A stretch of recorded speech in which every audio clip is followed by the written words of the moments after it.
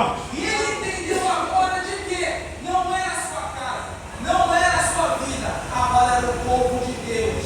Agora não se tratava mais sobre tomar decisões pela própria vida, agora eram decisões que influenciariam o povo de Deus. Quando você toma decisões que isso influencia no povo de Deus, seja por bem, seja por mal, eu posso dizer para você que tem consequência. Aleluia! Cuidado com as decisões que você toma que prejudica a igreja. Cuidado com as decisões que você toma que prejudica a tua casa. Peraí, mas você acabou de dizer que minha casa é uma coisa e a obra de Deus é outra. Pois bem, a tua casa vai influenciar os teus filhos. A tua casa vai influenciar a tua esposa, o teu marido, a próxima geração. E quando eu falo povo de Deus, inclui o teu filho, a tua filha, a tua mãe, o teu pai, a tua esposa, o teu marido. Cuidado com as decisões. Hoje você está sentado, mas tem uma chave de Deus na tua mão. Aleluia, Nazareno. Aí a gente olha para o pastor, para a liderança de missões, a gente olha para o departamento e a gente fica vendo como se só eles tivessem responsabilidade na obra. Deus só tem chamado para eles. Deus chama para uma igreja em movimento. Se você hoje é um membro que cultua, se você simplesmente só canta no ministério de louvor, ou no grupo dos jovens, ou no grupo dos varões, tenha compromisso com o chamado que Deus te deu, tenha compromisso com a fidelidade que Deus põe nas suas mãos, tenha compromisso com o seu filho que tem que trazer para a igreja, tenha compromisso com a tua esposa que você tem que liderar ela, tenha compromisso com o seu marido que você tem que se submeter a ele. Deus não chama desocupados, mas ele pega o desocupado e ele coloca a responsabilidade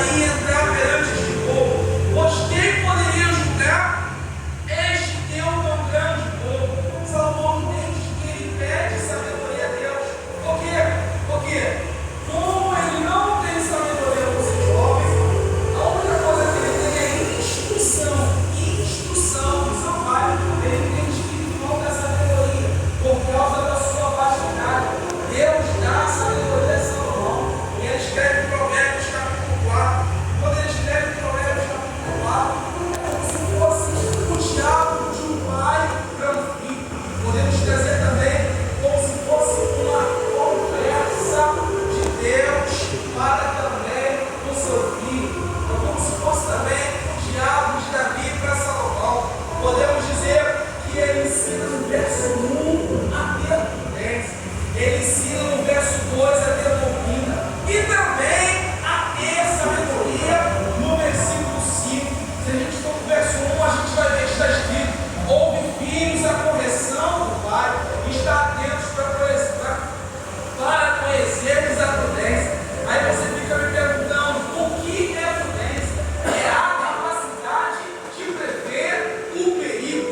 Prudência é a capacidade de prever o perigo. Se eu estou aqui, parado aqui, estou com os olhos abertos, e eu entender de que se eu dou 2 passos e o terceiro eu estou legal, isso aqui é uma lógica. Agora, saber de que se eu estou com os olhos fechados, sabendo que os mesmos 2 passos que eu dou, se eu der o terceiro, eles vão. O que é isso? É prudência. A prudência vai me fazer entender até onde eu posso ir em cada situação. O que eu quero trazer isso aqui para o culto de missões? Deus não chama pessoas para exercer o chamado, pessoas que são imprudentes. Pelo contrário, ele pega o imprudente e ele dá prudência. Por quê? Se pegar o imprudente e colocar o imprudente no chamado, o que ele vai fazer? Primeira mulher que passar na rua vai cair. Primeira proposta de dinheiro, ele vai largar a obra. Primeira aprovação, ele vai largar. Deus não chama imprudentes para fazer a sua obra. Pelo contrário, ele vai te tornar prudente para você se tornar constante na sua obra. Quem está entendendo, levanta a sua mão agora a Deus. Ele vai fazer você ser prudente para que você seja constante. E além de fazer ser prudente, ele também vai te dar doutrina. O que é doutrina, irmão? É conjunto de normas e estabelecimentos que regem uma cultura. Você, quando nasce, você tem mãe, você tem pai, você mora num determinado lugar. Isso te dá uma doutrina. Quer ver uma coisa? A gente não costuma falar assim: não, porque a minha mãe ensinou isso, o meu pai ensinou isso. O que é isso? É a doutrina sua cultural, doutrina de paternidade e também maternidade. Deus não é Deus sem doutrina. Deus tem doutrina, porque Deus não gosta de bagunça. Porque onde tem doutrina, tem forma de comportamento correto. Deus não chama pessoas rebeldes, coloca dentro do seu pasto como pastor. Ele não te chama de filho, e ele não diz que é o seu pai, e ele não vai deixar você sem doutrina. E eu vim te falar de quem é certo de Deus entende. Se eu sigo a Deus, ele é meu pai, eu sou seu filho, eu tenho uma doutrina. Deus não gosta de doutrinar pessoa que passa todo mês uma igreja diferente, gente que não se submete à liderança, gente que olha e fala: eu sei que está na Bíblia, mas eu não quero saber, eu não vou obedecer. Deus odeia pessoas que não têm doutrina. E quando ele chama pessoas para a sua obra, ele fala: eu chamo para a minha obra, mas eu também quero que tenha doutrina. Tem hora de entrar e tem hora de sair. Tem que entender o que é sim e o que é não. Mas o meu Deus disse sim. Mas quem disse que Deus não disse não? Deus, ele diz não sim. E quando ele diz não, é não. Quando ele fala: eu fechei a porta, eu fechei a porta, acabou. Quando ele fala: eu não vou abençoar, eu não vou abençoar, e acabou. Mas aquele que entende a doutrina de Deus, entende que se Deus disse não, é porque ele tem algo maior. Ele tem algo maior. Porque ele entende de que Deus, ele fala não para nos preservar. Deus, ele diz não para poder nos guardar. Mas isso não significa que ele não nos deixará desamparados, nos deixará entristecidos. Ele diz não hoje, mas ele entende o que é o melhor para as nossas vidas. Ele